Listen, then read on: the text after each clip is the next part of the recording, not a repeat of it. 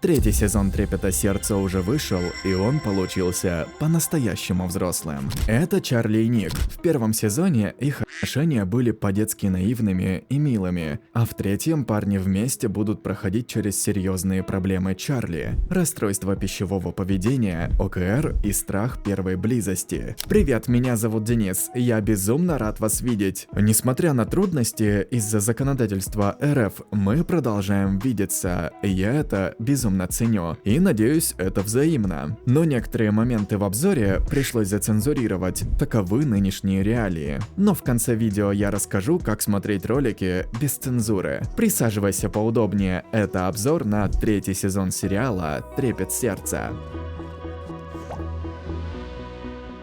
Я до безумия обожаю, когда сценаристы в начале новых сезонов собирают всех наших любимчиков вместе. Это всегда ощущается как долгожданная встреча после долгой разлуки. Но долго радоваться нам не приходится. Сериал сходу заявляет нам, что любовь бывает разная, и показывает это на примере 3 парочек и 1 человека. Несмотря на то, что Ник и Чарли встречались друг с другом весь 2 сезон, они до сих пор не признались друг другу в любви. И Чарли учится это делать. Но во время этих тренировок мы видим первые признаки ОКР. А у Тао и Элли все наоборот. Несмотря на недавнее начало отношений, оба готовы кричать на весь мир, как сильно любят друг друга. Но вот с Дарси и Тарой совсем другая история. Их отношения длятся длительное время, и их любовь уже перешла из стадии конфликтно-буквального периода во взрослые отношения с сексуальной жизнью. А Айзек, единственный человек без пары, не испытывает влечения к людям, потому что асексуал и аромантик. И сериал оказался прав. Любовь у каждого человека индивидуальна, в силу индивидуальных качеств. Но и нельзя откидывать другие немаловажные факторы, такие как дружба. Тао и Элли до начала романтических отношений долгое время были близкими друзьями, поэтому у них все относительно гладко. Что нельзя сказать о Нике и Чарли? Чарли преследует навязчивые мысли о том, что если он признается Нику в любви, то для него это может стать слишком ранним признанием. А Ник, конечно, не может не замечать такое странное поведение, но, видимо, из-за отсутствия налаженного дружеского контакта он не может нормально поговорить с Чарли об этом. Нет, он пытается, потому что подозревает у Чарли нервную анорексию, которая связана с ОКР, но это кончается очередной панической атакой у Чарли. История с психическими проблемами не решается по щелчку пальцев. Поэтому весь сезон парни будут бороться за психическое здоровье Чарли. И знаете, несмотря на всю серьезность сезона, в нем есть абсолютно выдуманные вещи. Вечером после купания Чарли все-таки решается признаться Нику в любви. Но Ник моется в душе, и при этом они прекрасно друг друга слышат. Если бы это происходило в жизни, то они давно бы уже психанули, потому что постоянно переспрашивали бы друг друга. Но Ник услышал признание и, ошарашенный внезапностью, опешил, а Чарли в силу своего склада характера решил, что напугал Ника. Но не волнуйтесь, все заканчивается в стиле этого сериала, максимально сладко. Ник выбегает из душа, мокрый и босой догоняет Чарли и 2 раза признается ему в любви, потому что Чарли с 1-го раза не верит.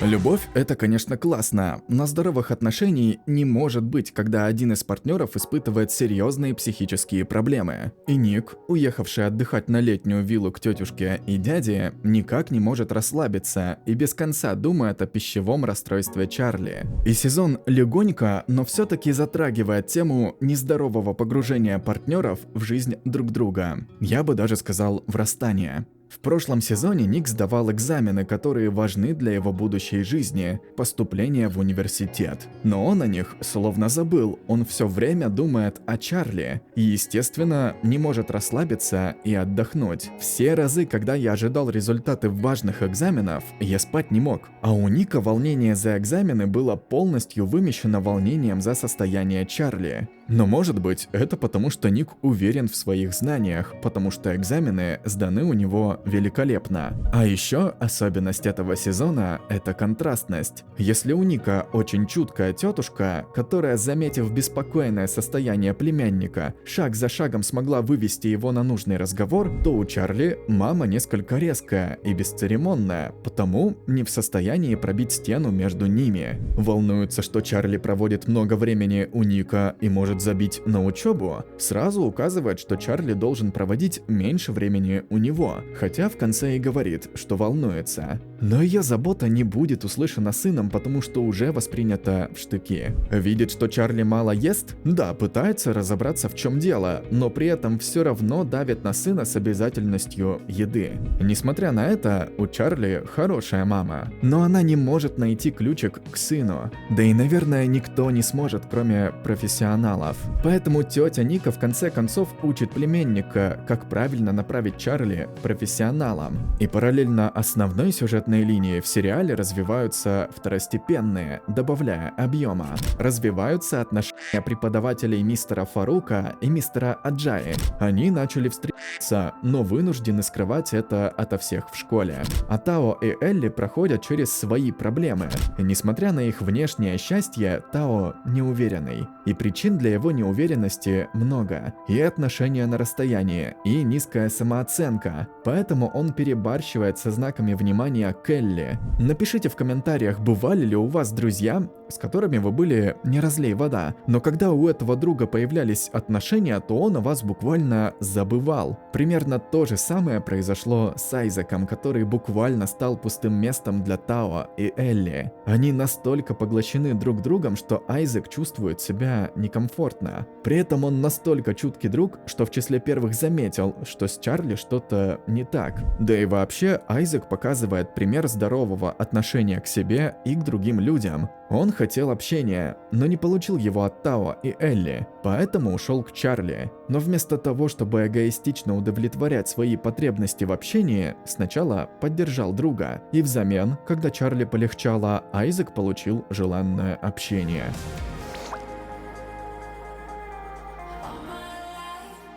Эта серия больше про подведение итогов предыдущих событий, но при этом имеет одно главное событие – день рождения Ника. Он вернулся с отдыха, и все друзья отправляются праздновать в зоопарк. Зоопарк здорового человека, потому что, во-первых, все животные не заперты в грязных маленьких клетках, во-вторых, все участники празднования успели выяснить отношения друг с другом. И в конце дня Ник по совету тети находит правильный ключик к Чарли, подсказывает ему, как комфортно рассказать родителям о его нервной анорексии и попросить помощи. Написать на бумажке то, что вы хотите сказать, и потом это прочитать – действенный лайфхак. По-моему, действительно рабочий. В остальном серия ничем не примечательна. Разве что, когда Ник и Чарли зашли в школьную подсобку, чтобы хорошенько нацелиться после разлуки, они встретили там цепляющихся мистера Фарука и Аджаи. Шучу, но было бы здорово. Потому что эти преподаватели буквально как подростки, прячутся от всех, но при этом все равно оказываются пойманными то в машине, то в кабинете мистера Аджаи.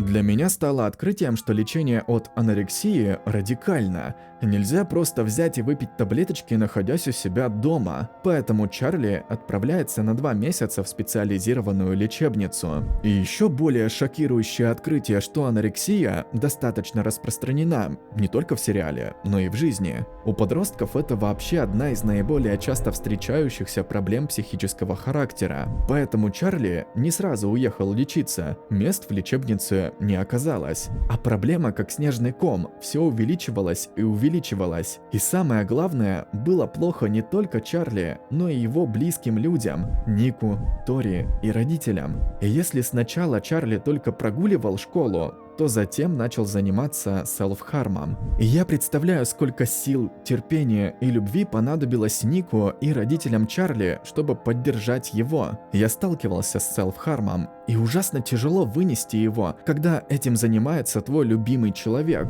В конце концов, Чарли отправляется в лечебницу, и после этого сериал чуть более очевидно исследует тему нездоровой привязанности. Ник буквально не может жить полноценной жизнью без Чарли. Да, я беру во внимание, что Ник бесконечно волнуется о любимом человеке, но при этом Чарли находится в платной клинике, в окружении профессионалов. Беспокойство имеет место быть, но иногда нужно позволить себе расслабиться, отдохнуть и повеселиться. Эта серия разделена на две части. Первая посвящена жизни Ника без Чарли, а вторая – жизни Чарли в лечебнице. Ему там было нелегко, несмотря на большое внимание и полное участие в лечении профессиональных врачей. Но самое главное здесь другое. Пусть Чарли и был лишен связи с внешним миром, но те драгоценные минуты, когда к нему приезжали и звонили, давали понять Чарли, что о нем помнят, его ждут и его любят. Такие семейные, дружеские и романтические отношения дорогого стоят. И такие сложности помогли сблизить Чарли с мамой. Стена сломана, и появилось больше чуткости.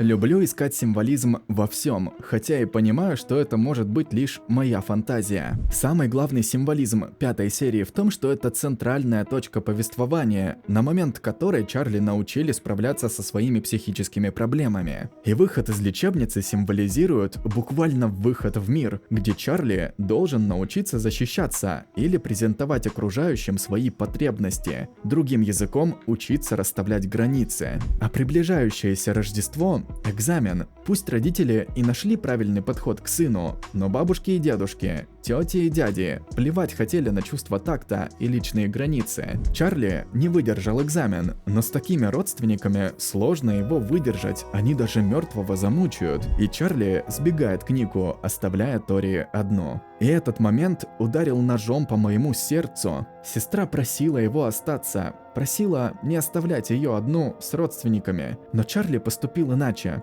Да, он волен делать то, что считает нужным, но во мне проснулось такое сострадание к Тори, к ее одиночеству, к ее бескорыстной помощи брату, а взамен она получила отказ остаться с ней, когда она нуждалась в этом. Но все хорошо, Чарли и Тори в конце концов отпраздновали Рождество вместе. Но какая же Тори все-таки темная лошадка, в хорошем смысле. Персонаж несправедливо обделен вниманием, хотя за ней безумно интересно наблюдать. В начале серии она поделилась с Чарли тем, что хочет в подарок на Рождество душу. В этом я также нахожу символизм. Душа у Тори есть. Не может человек без души так болеть за Чарли. Поэтому под душой, как мне кажется, Тори понимает близкого человека, soulmate на английском языке. А в русском языке есть замечательная фраза «Ты моя душа». Именно в таком человеке Тори и нуждается. И в канун Нового года его найдет. Да, в этой серии ребята будут праздновать еще и Новый год, а Тори встретит того самого парня, будто свою полную противоположность. Пятая серия, как начало второй половины сериала, открывает новую тему – секс. В общем и целом тема раскрыта скудно, и ее первыми исследуют Тао и Элли. У них неординарная ситуация, потому что Элли – транс-девушка, которая испытала дисфорию, когда ее с Тао поцелуи начали двигаться к сексу.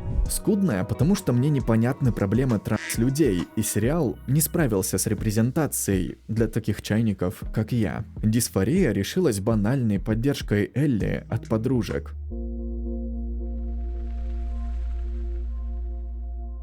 Шестая серия уже явно посвящена сексу. Видите ли, все вокруг уже занялись волшебством, а Ник и Чарли нет. А еще внезапно выяснилось, что парни при подписках возбуждаются. Удивительно. Но думать о сексе одно, а заниматься им другое. Чарли не принимает свое худое, покрытое шрамами от селф-харма тело. Он впадает в панику, когда дело движется к сексу. И авторы сериала, крутышки, они показали, что если что-то идет не так, то для упрощения процесса нужно не напиваться в хлам, а обращаться за помощью к профессионалам. Чарли именно так и поступил и познакомился с правильным настроем. Секс основан на доверии и некотором ослаблении контроля, поэтому впадать в панику нормально, но для приятностей лучше расслабиться и довериться. А вместе с этим сериал вновь бездарно поднимает проблемы транс-людей. Элли приглашают на радио рассказать о ее картинах, но радиоведущая принуждает ее к участию в дискурсе по поводу гендерно-нейтральных туалетов. И якобы такие туалеты участят случаи сексуализированного насилия над женщинами, ведь какой-то извращенец может сказать, что он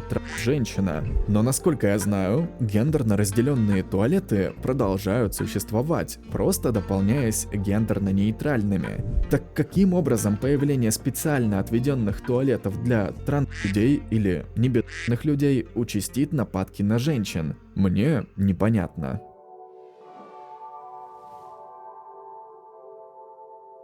Эта серия только лишь о сексе и бесконечно скучная. Понятно, что Чарли и Ник займутся сексом. Но вместо того, чтобы уже наконец-то заняться им, сначала пройдет бесполезный для сюжета урок полового воспитания. Затем обсуждение будущего секса с друзьями и подругами, как будто они настоящие гуру в этом вопросе. В конце концов, и без этого у парней все происходит замечательно, и они счастливы.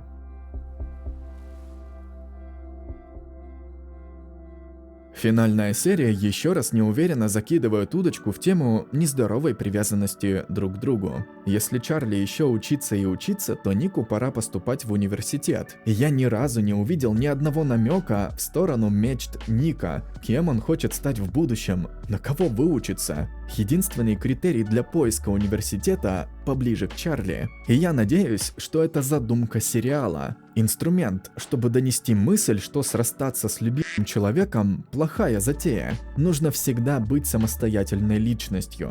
Надеюсь, что это задумка и закидывание удочки на следующий сезон. Потому что все проблемы этого сезона закрыты. И все заканчивается так сладко, как может себе позволить только Чарли на шоколадной фабрике.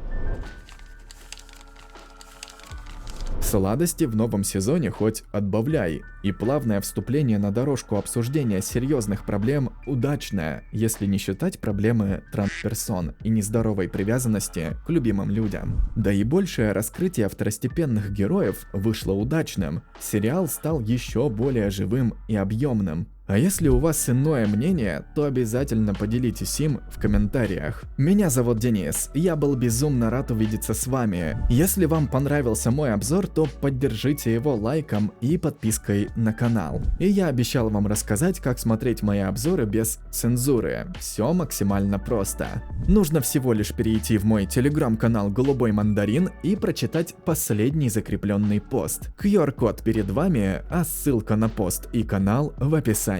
Спасибо за просмотр, спасибо большое моим платным подписчикам и особая благодарность этим солнышкам. Джараяна, Тех, Коргиос, Денис Кузнецов, Георгий Ишбаев, Александр и Влад. Я вас обожаю. Увидимся совсем скоро. Пока-пока. Пока.